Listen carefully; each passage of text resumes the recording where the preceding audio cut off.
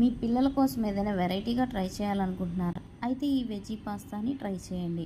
First of all welcome to my channel Priya's Arts and Blogs. First time చూస్తున్నట్లయితే subscribe చేసుకోవడం మర్చిపోకండి. దీనికోసం మనం ముందుగా వాటర్ బాయిలింగ్ పెట్టేసుకొని దాంట్లో ఒక స్పూన్ సాల్ట్, కొంచెం ఆయిల్ అయితే వేసేసుకోవాలి. తర్వాత దీంట్లో పాస్తా కూడా యాడ్ చేసుకొని దాన్ని బాయిలింగ్ స్టేజ్కి వదిలేసేయాలి. ఈలోపు మనము onions, tomatoes, coriander, curry leaves, ఇంకా క్యారెట్, క్యాప్సికమ్ అనేది ఆప్షనల్ అండి, మీకు నచ్చితే వేసుకోవచ్చు. గార్లిక్, వీటిని ఫైన్గా చాప్ చేసేసుకొని రెడీ చేసుకోవాలి.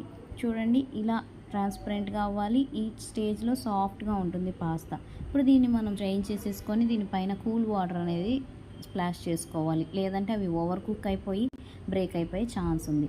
ఇప్పుడు ఒక ప్యాన్ పెట్టేసుకొని దాంట్లో ఆయిల్ వేసుకొని ఫస్ట్గా గార్లిక్ ఇంకా కొంచెం జీలకర్ర వేసి బాగా ఫ్రై చేసుకోవాలి. ఆ తర్వాత దీంట్లోనే మనము ఫస్ట్గా రెడీ చేసుకున్న కర్రీ లీవ్స్ ఇంకా కొరియాండర్ కూడా వేసుకొని ఫ్రై చేసుకోవాలి.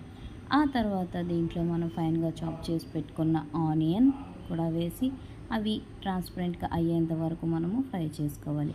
నెక్స్ట్ ఇంకా వెజీస్ మనము 1 by 1 వేసుకుంటూ వాటిని సాటీ చేసుకుంటూ అన్ని వెజ్జీస్ని వేసేసుకోవాలి. ఫస్ట్లీ క్యారెట్, తర్వాత క్యాప్సికమ్, అన్ని వెజ్జీస్ సాట్ అయిపోయిన తర్వాత లాస్ట్లీ టొమాటో కూడా. మీరు టొమాటో కావాలంటే గ్రైండ్ చేసి కూడా వేసుకోవచ్చు, అప్పుడు పాస్తా అనేది సాసీగా వస్తుంది. లేదు మాకు డ్రైగా ఉన్న ఓకే అనుకుంటే ఇలా మీరు ఫైన్గా చాప్ చేసి వేసుకోవచ్చు.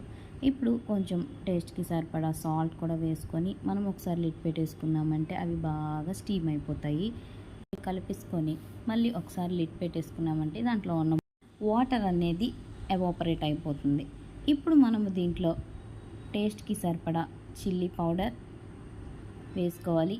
మీకు నచ్చితే సోయా సాస్ ఇంకా టొమాటో సాస్ కూడా యాడ్ చేసుకోవచ్చు. నేనైతే యాడ్ చేయలేదు, అది మీ ఆప్షన్కే వదిలేసాను. ఇప్పుడు మనం బాయిల్ చేసి కూల్ చేసి పెట్టుకున్న పాస్తా కూడా వేసుకొని బాగా కేర్ఫుల్గా మిక్స్ చేసుకోవాలి, లేదంటే పాస్తా అనేది బ్రేక్ అయిపోయే ఛాన్స్ ఉంది.